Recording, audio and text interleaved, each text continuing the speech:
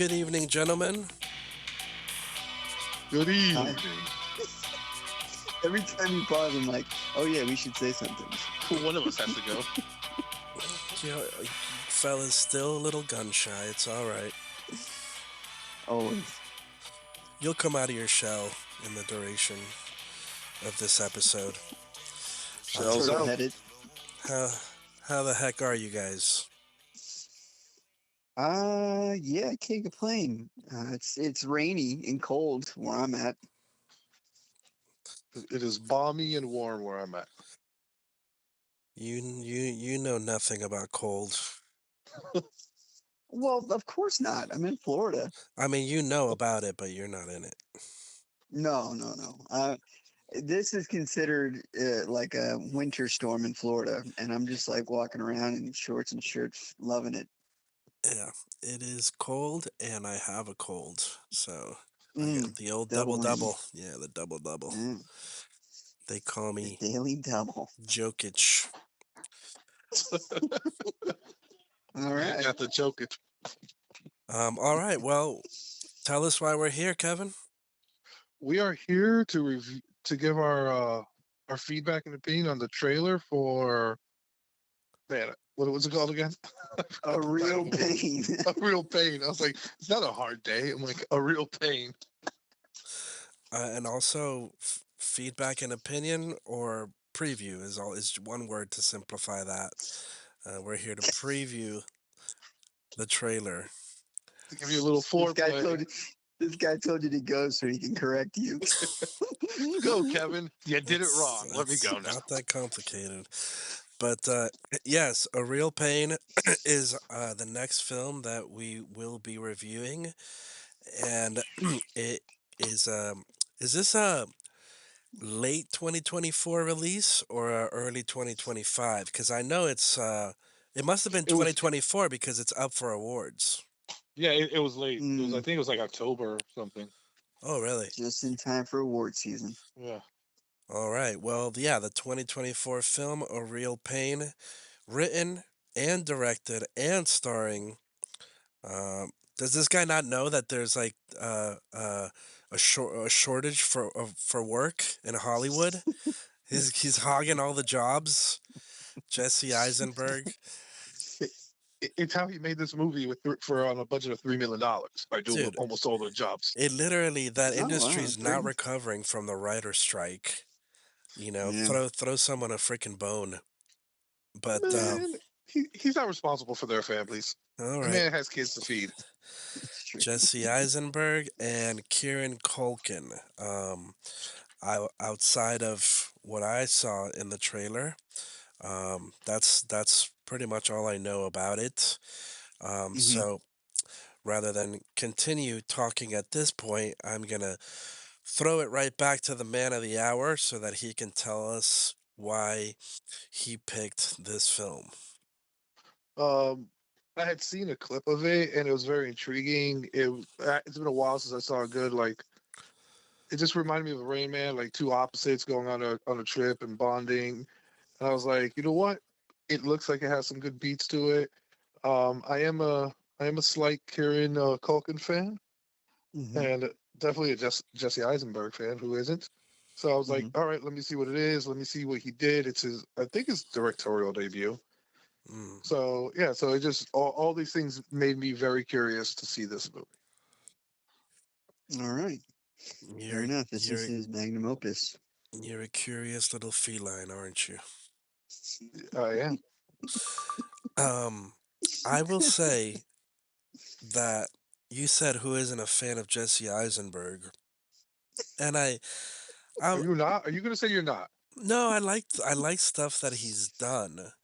And although I wasn't a huge fan of his Lex Luthor in I the, knew you were gonna say I was but that. picturing Lex. I'm like he's going to say Lex, but Lex, I liked his Lex. okay, They but ruined it for him. no, my actual point is that he is one individual. I'm sure there's others. Kieran Culkin is also maybe close to this, but not as much as Jesse Eisenberg. When I just see him, it just feels like like he is the complete opposite of me. Like we would have like I'd have nothing in common with this guy except for like liking movies. But Mm, all it just so basically like and I think my initial thought, right, and I think I caught myself was like I'm not gonna have anything to relate to, mm, with this guy, because we just yeah. seem like worlds apart, and it just even in I'm like this is gonna be like a classic like white man, white person story, that like they it's supposed to be universal, but it's like no one actually, or at least immigrants and minorities don't actually live that way. So that was like my initial thought, but then I realized that's just as I thought about it some more, it's a wrong way of thinking, and it's a disease of the times, right? Because Mm-hmm. at the end of the day, not everyone has to be completely relatable to you. In fact, you learn more from people who, are different. So that was just my little trail there of what I was thinking through with Jesse Eisenberg. All right. Like, Sometimes a white bread mayonnaise sandwich ain't too bad. That's are some you referring to the character Jesse Eisenberg is playing, or Jesse Eisenberg himself? well both Oh, both okay. like yeah, him himself, but he always kind of plays almost always plays he reminds me a lot of Woody Allen, and he played Woody Allen in a movie, so he reminds me so he's always kind of a a version of that, like smart talking but like nervous, insecure, Mm, kind of, type of guy. So yeah. in a way it's both. Like I think he actually seems a little bit cooler than that in from what I've seen in interviews and stuff. He's not like he doesn't seem that insecure or whatever, but crazy smart seems like. But so I guess mainly it's like the characters he portrays, I guess. Okay. That's But good comparison. what makes you a Kieran Culkin fan? Because I think I know the answer for Mark, and it's probably the same for me. But what is it for you, Kevin? Besides, his brother is awesome. He's also a huge wrestling fan. His brother's Sure. awesome. He's a His big brother is awesome, wrestling fan. but he's a big like him and Macaulay are huge wrestling fans. Oh, I think I saw Mm, him pop up at a show in the last few months. No, wasn't he? Yeah, and he was. I think. Well, I think they were at the Raw debut at Netflix, Yeah. Oh, and mm, Uh-huh. they're really good friends with Freddie Prinze Jr. I listen to his podcast on wrestling, and he's always talking about them and meet. They meet up and see wrestling stuff. So yeah, and then I thought he was really good, and I'm trying to remember the movie. There's the Mighty. I know he was a father of bride. He was Scott Pilgrim versus the World, and there was another one where he's actually in a movie with like the older brother Buzz from Home Alone that I thought was really good. I just can't remember the name right now. Okay. Oh, the good Where he's a son. six Oh kid. no, that's Elijah Wood, I think, or Yeah, and Macaulay Culkin yeah, maybe. but he played like a sick kid. It was a really good movie that I can't even recall the title of. Hmm. But like once I get it, yeah, I should watch it because man, that was a good movie. Okay. But yeah, I just think I've never seen him in a role where I'm like, oh man, like you shouldn't be acting. You know what I mean? I've liked almost all his performances. mm, I've seen some of those. None of his performances really grabbed me in those, but it was the HBO show Succession for me. mm. Okay. Did you see it, Mark? I have started it, but I didn't get too involved, unfortunately. But from what Okay. I saw, I did like it, and it's on my list of things to watch for sure. Oh yeah. It was a good one. So all right, cool. Kevin, why don't you break down the trailer that you saw? Why don't you break it down for us? It starts off with two cousins who seem to have been estranged. They seem um to have been close at one point, but now they're coming together to go on this trip of this tour of Poland because their Hmm. grandma has just passed away, who they were close to, and they used to be close, and now they're trying to like to bond again, and they're just it's like your odd couple where they're not the same anymore, and it's just them trying to like reconnect to their past, their grandma. Like I think Kieran Culkin's character is more impacted by it, and Jesse Eisenberg's character seems to have shut himself off since he was a kid from his emotions, Hmm. and it's just them trying to reconnect with family and with their past, and yeah, just trying to come back. And I don't know if y'all have it, but I have cousins I used to be really close to as a kid, and I see them every once in a while. And when we do, like, it's just great to reconnect and you know feel like you have this connection with someone that no one else has because of your childhood. Yeah. Yeah. Yeah, I think that is exactly the same one I saw. Yep. I Same. think it was yeah, I watched it directly from what was it, Disney Plus. Um so that's when I saw. Um I I I am a sucker for good music and trailers, and the end song is by Alabama Shakes, which Hmm. I am a fan of, and so that was kind of like the icing for me for the trailer. I know it's kind of lame to say, but I don't know, a good song in a trailer just makes me want to go, I want to watch that. Oh yeah, that's how they get you. Even the crappy movies. Correct. You want to jump in one, or you want me to go next? Peanut Butter Falcon had a good trailer. Um, Yeah, It was for a good sure. movie what? with a bad ending. Yeah, yeah, it's true. Um, no, I mean, what I have to add to that is that yeah, well, for one, I mean, some of these block quotes that they were throwing up there were tossing around the words like masterpiece and Mm, uh, and other equally grandiose synonyms of that. So that's kind of splashy. Again, I've been hearing too, just like he, mainly about Kieran Culkin's performance. Um, hmm. that it is powerful. He's definitely capable of that. So not too surprised. Um, I would say, yeah. So one thing, well, yeah. Let me address the trailer first, and that is, yeah, that's the same angle. That pretty much grabbed me. The trip to Poland, uh, with a long lost kind of or estranged relative cousin. That's nice. I've heard of people doing stuff like that, so that's pretty cool. But then, yeah, once it started to get more personal, and yeah, and so yeah, that's what even just the trailer. That's what it made me think of.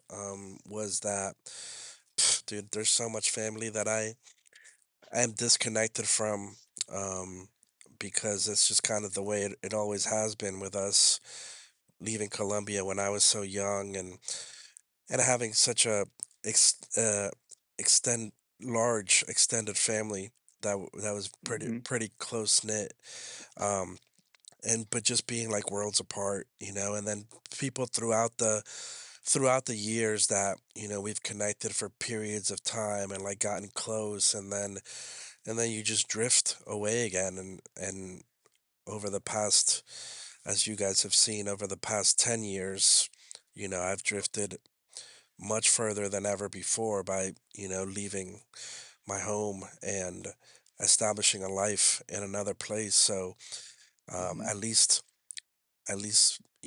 my friends who became my adopted family, we've held on to that. But there's a lot of family that we just grew apart, and yeah, cousins, you know uh uncles and things and stuff like that. So that sentiment, definitely just brought that to mind, of how special that can be, when you do get the opportunity to reconnect. And then But then there was even more layers, that they were adding to it with doing this tour of the Holocaust, and then each of them kind of individually dealing with their trauma, finding out that Kieran Culkin's character is seemingly kind of lost, finding his path in life. He's in a place, where he, yeah, is just very lost. So I can relate to that, from my past. So yeah, then the music as well. Um, so yeah, it by the end of it, I was like, yeah, this should be a good one. I'm on board and I'm excited to watch it and hoping that it will not disappoint. Yeah, I think we're 0 for 2 right now, right? Yeah, pretty much. Well, I after well while watching the trailer, it seemed like it was going to be a fun little campy trip, and then midway through the trailer, they hit that note, and told us that the grandma passed, and I was kind of like, oh, all right, so this is gonna be dramatic, and there's gonna be some moments of crying, and sure enough, we got some crying in the trailer. Um, so hopefully it doesn't become, just this massive tearjerker, because that stuff usually doesn't hit with me. Sob But fest. yeah, yeah. Um, It doesn't jerk your outside of tears. yeah, man, the only I don't want to jerk anything, so I'd like to keep it that way. But if if it's enjoyable at least, and there's funny parts, and it's not too heavy handed, then it seems like it can be enjoyable. As well, I do enjoy Jesse Eisenberg. Outside of Succession and like maybe one or two other things, I really haven't seen much of Kieran Culkin. He tends to be like in a lot of indie films, and I don't usually watch too many of those. So it'll be nice to see, and I always hear good things about his portrayal of whatever character he has been given. So I fully expect him to put on a great performance, and obviously Jesse Eisenberg's always been good as well. Even as Lex Luthor, I didn't hate it. I didn't hate it. But yeah, it seems like it can at the end of the day be an enjoyable movie as long as there isn't too much of, hey, we really want you to start crying here. So yeah, I think it's going to be enjoyable, and I think we're all going to rate this one fairly well. And I was gonna say, you know why I don't think it's gonna be too heavy handed on like the trying to make you cry and stuff. Yeah. Like when I was thinking, I was like Jesse Eisenberg. He has a successful career. He's doing well. He's had time to Hmm. craft the story. Time to cast who he wanted to. Saying, all right, I'm gonna set aside time and now I'm gonna direct it. So it's not like he's trying to like you know show off or do something to make his name.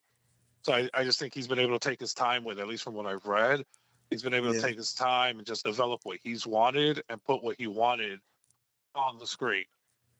Yeah. It's Is his. this his first written and directed piece? I'm pretty sure. Yeah. Yes. Mm. Um, Makes sense why he'd spend more time on it too. Yeah. it's his Garden State. Ooh.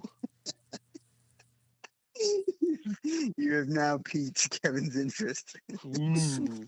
Um, do Hopefully he follows it up better though. do you think that? Did you guys think that? I don't know if this is. I guess what I'm trying to gauge is if this was super obvious, or not so much, and maybe it's just something that I'm venturing a guess will happen. But are you guys thinking along the same lines as me that the grandma was probably a Holocaust survivor? Oh, for sure, Okay, Yeah. okay, for sure. yeah, I mean, it's That's like us going, "Hey, man, let's go visit Auschwitz." Like, well, why? We don't have any ties or relations to that. Obviously, when in Rome, you would do that, but they're specifically, doing this trip, and I totally felt like, okay, yeah, there's something involving the Holocaust here, 100%. Yeah, because if she wasn't, they could still go to Poland and not specifically go see these camps. Yeah, Exactly. So yeah, so now that's another layer that they're throwing in there that could potentially be a hey, this is the time to cry. yeah. The grandma angle to me is also kind of intriguing and fascinating just because of my life and Hmm. like I was only one of my grandparents was like mm, how do I put this in the best words? Um, Involved, huh? involved. Involved. Um, and but it's the only one that I really had like warm feelings for. One of my grandparents died when I was young. Another one Hmm. got really sick when I was young, and another one who Mark met many times, like I just was not close with at all. Um, I was close with her. oh, you guys got real close. She almost bit your head off, man. Almost too close. Yeah, Okay.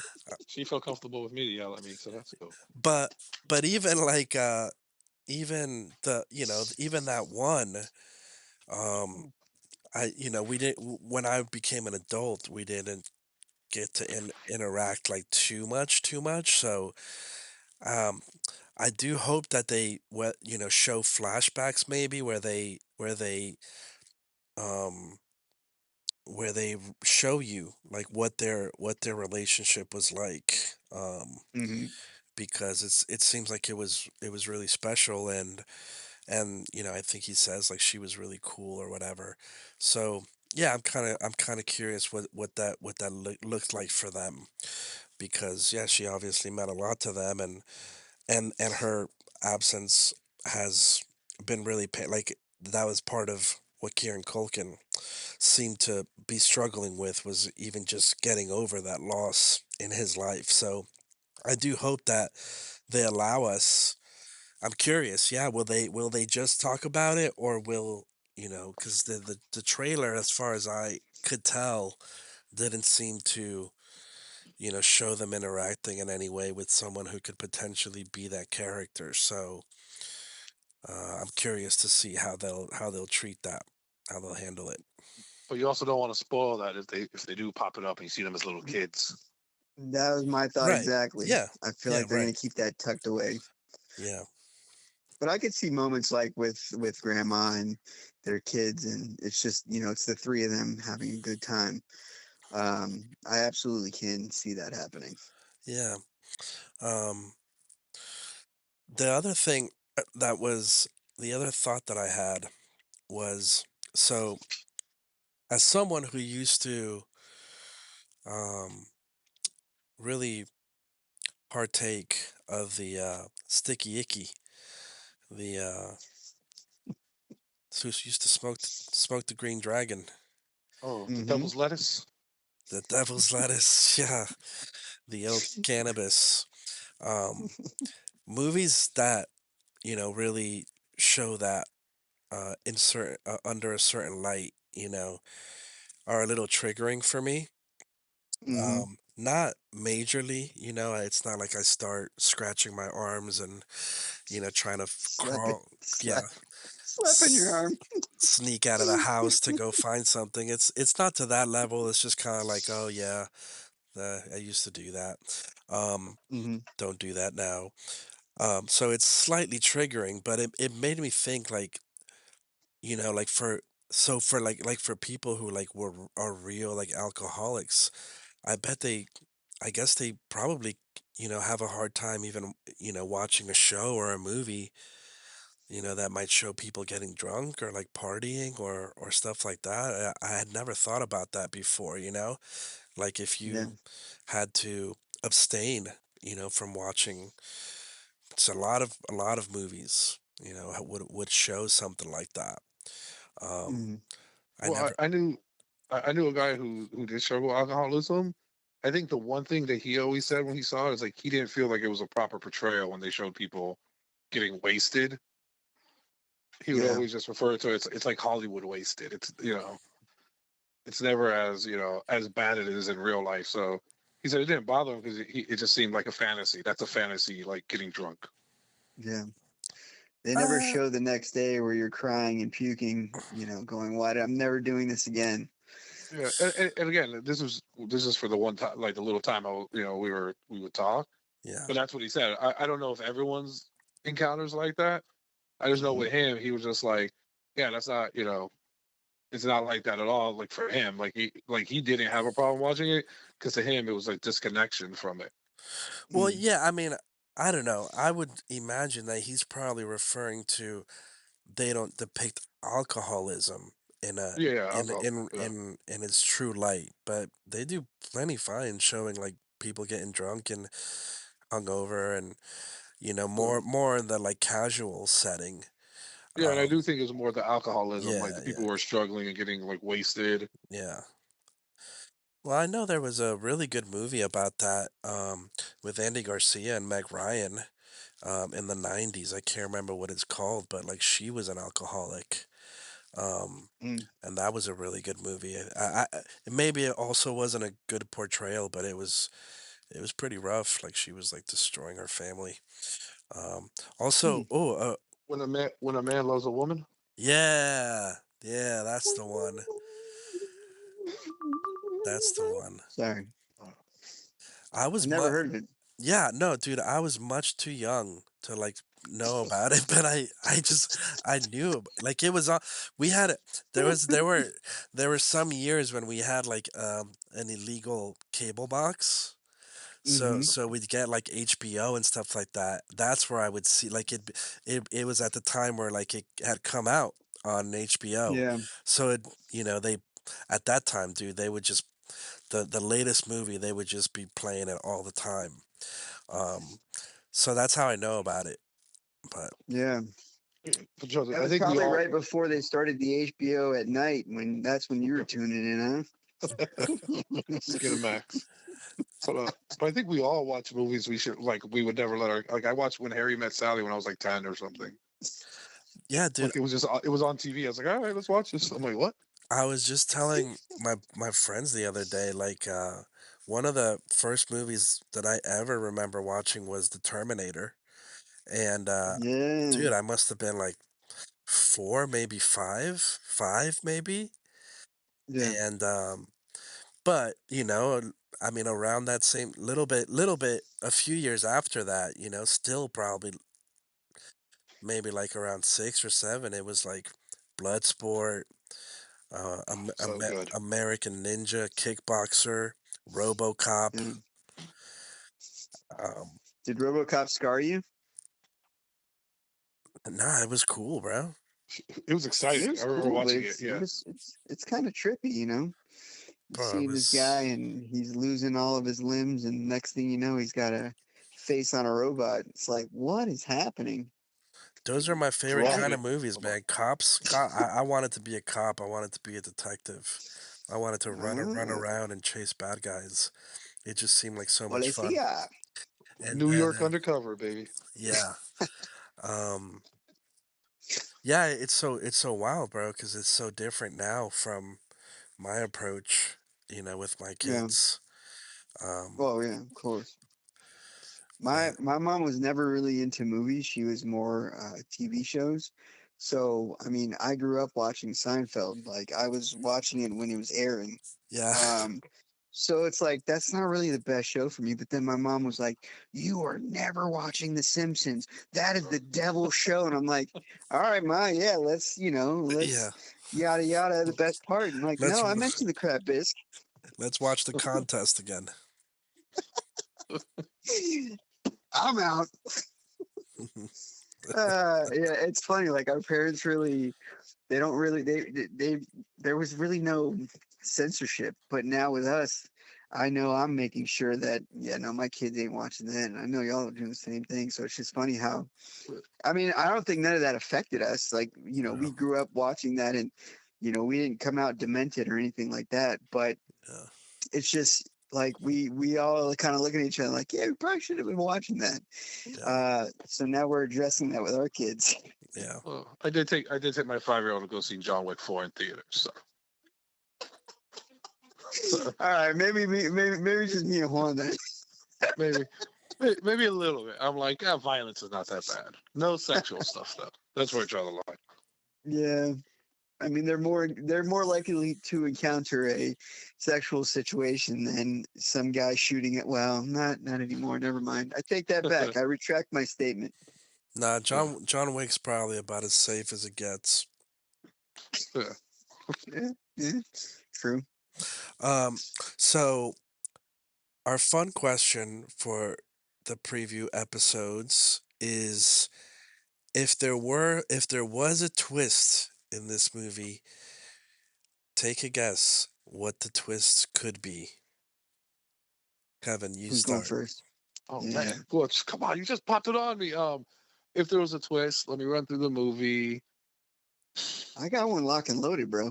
I got Oh, one too. I think at the end it's going to be more like Stand By Me than Planes, Trains, and Automobiles. At the end, even though they bonded, they're going to go their separate ways, and it's not going to be a nice, warm. Like they're going to reconcile, but they're going to go their separate ways and live their separate lives, and not necessarily be a warm like reunion type. Hey, we're back in each other's lives. That's not a twist. Yeah, I don't know.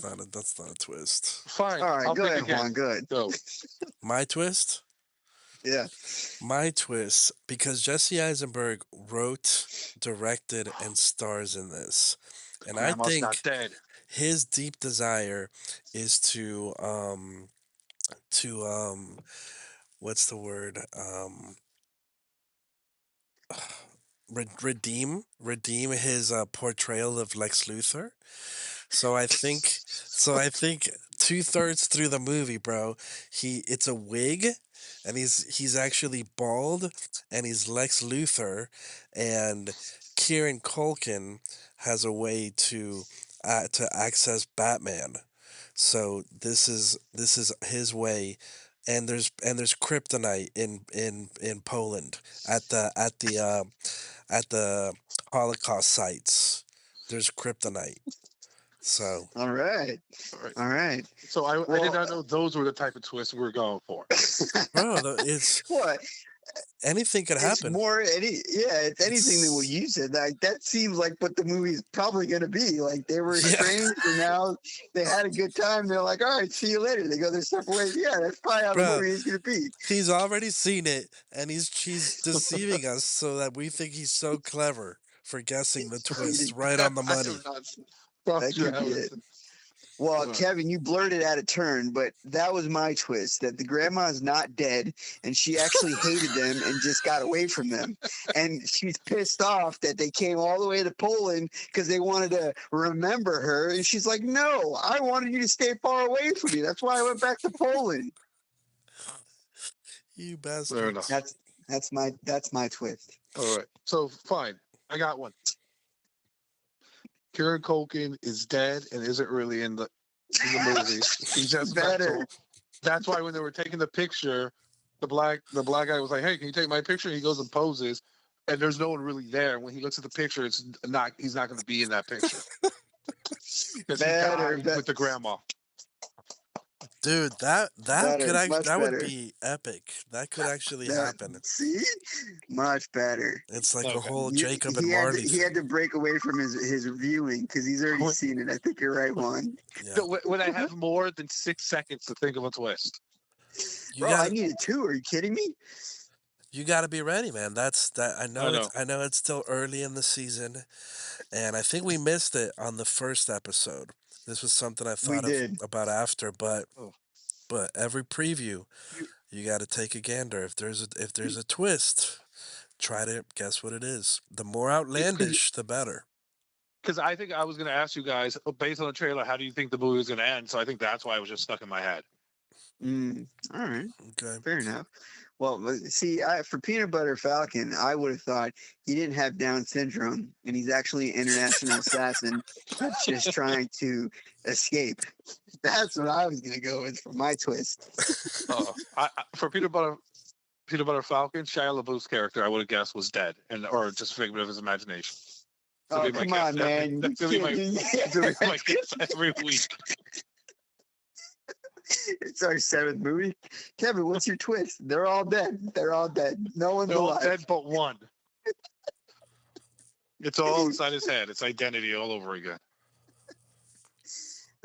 Excellent, excellent.